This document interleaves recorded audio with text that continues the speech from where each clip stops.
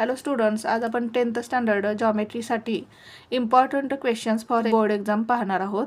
आता question first पहा.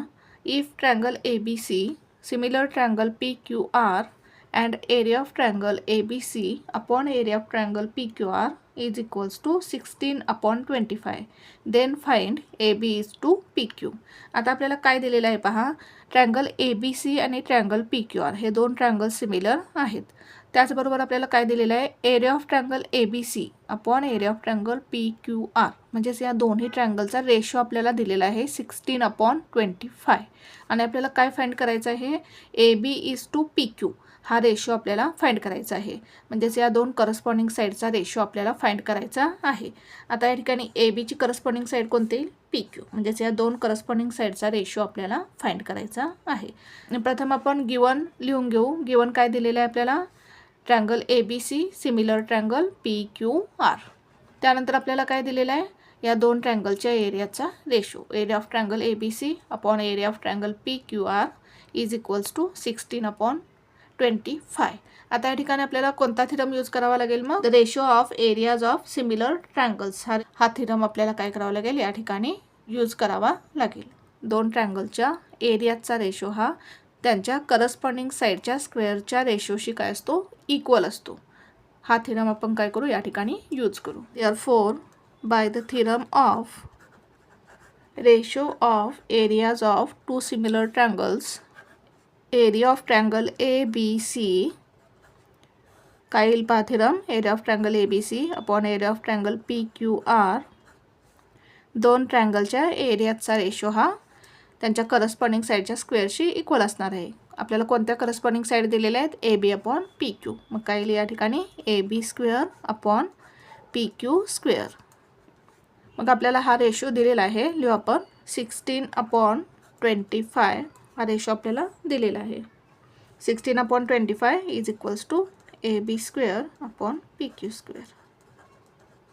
या ठिकाणी आपण इक्वेशन 1 लिहू आणि या ठिकाणी आपण लिहू फ्रॉम इक्वेशन 1. इक्वेशन 1 वरून आपण काय लिहिलं, 16/25 फ्रॉम इक्वेशन 1.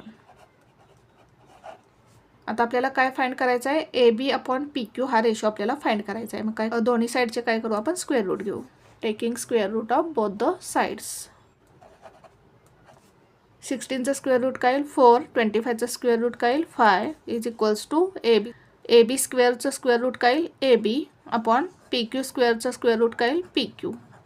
म्हणजेच AB is to PQ ratio काय मिळाला आपल्याला, 4:5. आन्सर लिहू आपण या ठिकाणी, AB is to PQ is equals to 4:5. अशा प्रकारे आपल्याला हे एक्झाम्पल सॉल्व करायचं होतं. नेक्स्ट एक्झाम्पल सॉल्व करू आपण. क्वेश्चन 2 पहा. If radius of a circle is 5 centimetre. आपल्याला सर्कलची रेडियस दिलेली आहे 5 centimetre. Then find the length of the longest chord of the circle. आणि सर्कलच्या लॉंगेस्ट कॉर्डची लेंथ आपल्याला फाइंड करायची आहे. आता सर्कलचा लॉंगेस्ट कॉर्ड म्हणजेच काय असतो, डायमीटर. म्हणजेच आपल्याला डायमीटर फाइंड करायचं आहे. पहा सॉल्व करू आपण example. Radius of the circle आपल्याला दिलेले आहे, लिहून घेऊ आपण. Radius of the circle is equals to 5 centimetre. हे काय आपल्याला गिवन आहे. रिझन लिहू आपण या ठिकाणी, given. We know that the longest chord of the circle is diameter. आपल्याला माहिती आहे की सर्कलची लॉंगेस्ट कॉर्ड म्हणजेच काय असतो, diameter. We know that the longest chord of the circle is diameter. आणि रेडियस ही काय असते, डायमीटरच्या हाफ असते. Radius is equals to 1/2 into diameter. 1/2 into diameter. आता रेडियस आपल्याला दिलेले आहे 5 is equals to 1/2 into diameter. आता हा 2 आपण या साईडला घेऊ. येथे काय आहे, डिव्हाइड आहे. या बाजूला आल्यानंतर मल्टिप्लाय होईल. म्हणजेच काय येईल, 5 into 2 is equals to diameter. 5 2 जार 10 म्हणजेच डायमीटर किती येईल, 10. Therefore diameter of the circle is 10 centimetre. अशा प्रकारे आपल्याला हे एक्झाम्पल सॉल्व करायचं होतं. नेक्स्ट एक्झाम्पल सॉल्व करू आपण. क्वेश्चन 3 पहा. In triangle RST angle S is equals to 90 degree, angle T is equals to 30 degree, RT is equals to 12 centimetre. Then find RS. प्रथम आपण या ठिकाणी फिगर काढून घेऊ. Triangle RST. आता काय काय दिलेलं आहे, अँगल एस दिलेला आहे 90 डिग्री, अँगल टी दिलेला आहे 30 डिग्री, RTची लेंथ दिलेली आहे 12 सेंटीमीटर. फाइंड RS, आणि ही RSची लेंथ आपल्याला फाइंड करायची आहे. आता या ठिकाणी आपल्याला हा अँगल 30 डिग्री आहे आणि हा काय आहे, हा अँगल किती आहे 90 डिग्री, म्हणजे हा रिमेनिंग अँगल कितीचा असणार आहे 60 डिग्री असणार आहे. हा 90 प्लस हा 30 किती होईल 120 प्लस 60 किती होईल 180.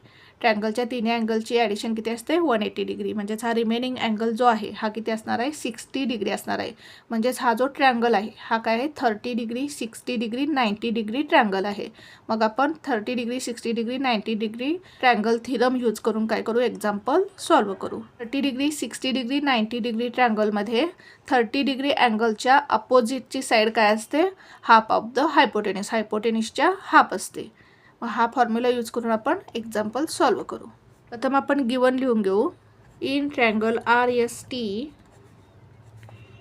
Angle S is equals to 90 degree and angle T is equals to 30 degree. Therefore angle R, म्हणजेच अँगल R किती असणार आहे 60 डिग्री. रिझन काय, remaining angle. Therefore by 30 degree 60 degree 90 degree triangle theorem side opposite to 30 degree, काय पहा theorem, side opposite to 30 degree is equals to 1/2 into hypotenuse. Theorem काय आहे, side opposite to 30 degree is equal to 1/2 into hypotenuse. मग 30 डिग्रीच्या अपोजिटची side कोणती आहे, RS आपल्याला find करायची आहे. RS is equals to 1/2 into hypotenuse, hypotenuse काय आहे RT. Therefore RS is equals to 1/2 into hypotenuse किती आहे 12 सेंटीमीटर. हा काय आहे हायपोटेनस, 90 डिग्री अँगलच्या अपोजिटची साईड म्हणजेच काय हायपोटेनस. 2 1 जार 2, 2 6 जार 12. Therefore RS is equals to 6 centimetre. अशा प्रकारे आपल्याला हे एक्झाम्पल सॉल्व करायचं होतं. नेक्स्ट एक्झाम्पल सॉल्व करू आपण. क्वेश्चन 4 पहा. Find the distance between the points O and P. आपल्याला पॉईंट O आणि पॉईंट P मधील डिस्टन्स फाइंड करायचं आहे. या दोन पॉईंटचे कोऑर्डिनेट्स आपल्याला दिलेले आहेत. O चे कोऑर्डिनेट्स आहेत 0,0, P चे कोऑर्डिनेट्स आहेत 3,4. मग आपण डिस्टन्स फॉर्म्युला यूज करून या दोन पॉईंटमधील डिस्टन्स फाइंड करू. पहा सॉल्व करू आपण एक्झाम्पल. आता O या पॉईंटचे कोऑर्डिनेट्स काय आहेत 0,0. O चे पॉईंट्स आपण x1 y1 कन्सिडर करू. P चे कोऑर्डिनेट्स काय आहेत 3,4. P चे कोऑर्डिनेट्स आपण x2 y2 कन्सिडर करू. आता आपण डिस्टन्स फॉर्म्युला लिहून घेऊ. By distance formula. आता काय पहा डिस्टन्स फॉर्म्युला, आपल्याला या दोन पॉईंटमधील डिस्टन्स फाइंड करायचं आहे. Distance OP is equals to, formula काय आहे x2 minus x1 bracket complete the whole square plus y2 minus y1 bracket complete the whole square is equals to under root. आता x2 ची value किती आहे पहा 3 minus x1 ची value किती आहे 0. 3 minus 0 bracket complete the whole square plus y2 ची value किती आहे पहा 4 मायनस y1 ची व्हॅल्यू किती आहे पहा 0 bracket complete the whole square is equals to under root 3 minus 0 काय येईल 3, 3चा स्क्वेअर 9 प्लस 4 मायनस 0 किती येईल 4, 4चा square 16 is equals to under root 9 plus 16 25. 25चा स्क्वेअर रूट काय येईल 5. म्हणजेच डिस्टन्स OP किती मिळाला आपल्याला 5. अशा प्रकारे आपल्याला एक्झाम्पल सॉल्व करायचं होतं. Thank you for watching this video. Next examples आपण नेक्स्ट व्हिडिओमध्ये पाहू. जर तुम्हाला व्हिडिओ आवडला असेल तर व्हिडिओला लाईक करा, कमेंट करा, शेअर करा आणि चॅनलला सबस्क्राईब करा.